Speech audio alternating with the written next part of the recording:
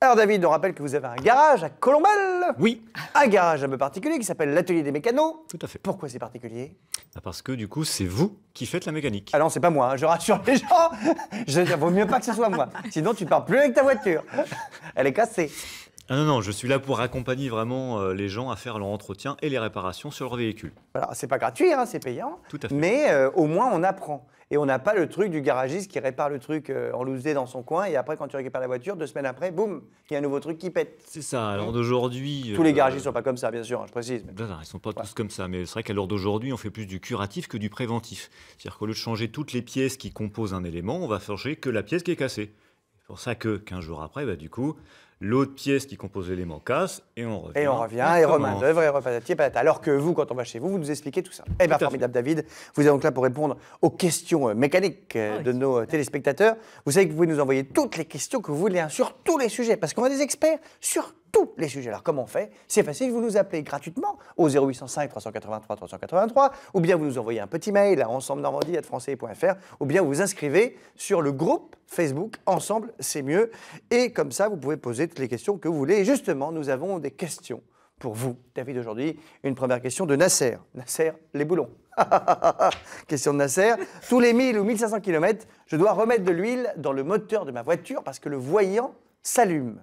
Est-ce que c'est normal, David? Non, c'est pas normal. Non. Ah! Non. Après, il aurait fallu savoir la quantité que vous remettez dedans. Deux possibilités. Soit vous avez une consommation interne du moteur, c'est-à-dire que le moteur vient consommer l'huile et ça part, c'est consommé. Soit vous avez une fuite externe. Dans les deux cas, le mieux, c'est d'aller voir un garage et dire « Oula, il faut contrôler, je perds de l'huile ». Parce que normalement, c'est pas normal que le moteur consomme de l'huile, c'est ça que vous voulez dire? On a toujours une petite consommation, hein, Oui. mais ce qu'il faut savoir au niveau des constructeurs, c'est 1 litre pour 1000 km. Si on est au-delà, Alors, on c'est 1 parle litre d'huile pour 1000 km? C'est ça. Et il y a On parle combien de d'une litres d'huile dans la consommation. voiture en général? Entre 3,5 litres et 5 litres. Ah oui, donc on est à tous les 1000 km, c'est pas normal. Oui, mais tout dépend combien il en remet.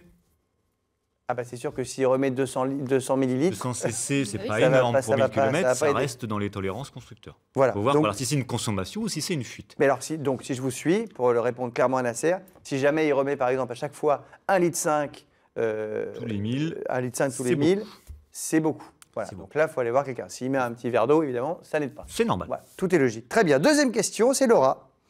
Laura, quelqu'un a cassé son rétroviseur électrique. Vous savez, ça arrive, ces rétroviseurs là, qui bougent maintenant sur les côtés.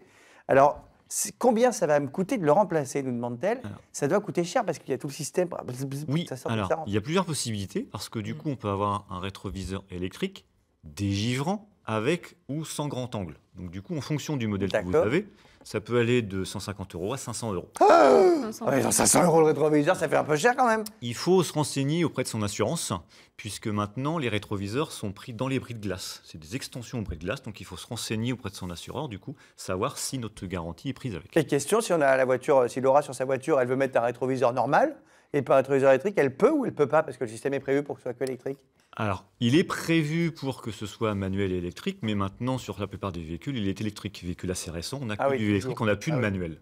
Oui, donc oui, Avant, ça va c'était devenir de cher de l'option. trouver un C'est-à-dire rétroviseur pas électrique, ça va devenir vintage d'avoir un rétroviseur normal et ça va coûter 4000 € d'avoir un rétroviseur qui ne bouge pas. Alors, mais peut-être qu'on va pas l'avoir. Alors d'aujourd'hui, Oui. avant, c'était des options. On disait, bah tiens, je coche l'option quand je construis mon véhicule, je veux les rétroviseurs électriques. Alors d'aujourd'hui, sur les véhicules récents, on n'a plus que des rétroviseurs électriques. On n'a plus de manuel. Eh bien, dis donc. Eh bien, voilà. Merci beaucoup, David, d'avoir répondu à nos Voilà. questions. On apprend plein de choses avec vous à chaque fois. C'est incroyable. Si un jour, le monde devient fou et que tout disparaît, on a besoin de vous mettre dans notre arche de Noé à nous. Comme ça, vous pourrez réparer les prochaines voitures qu'on va faire.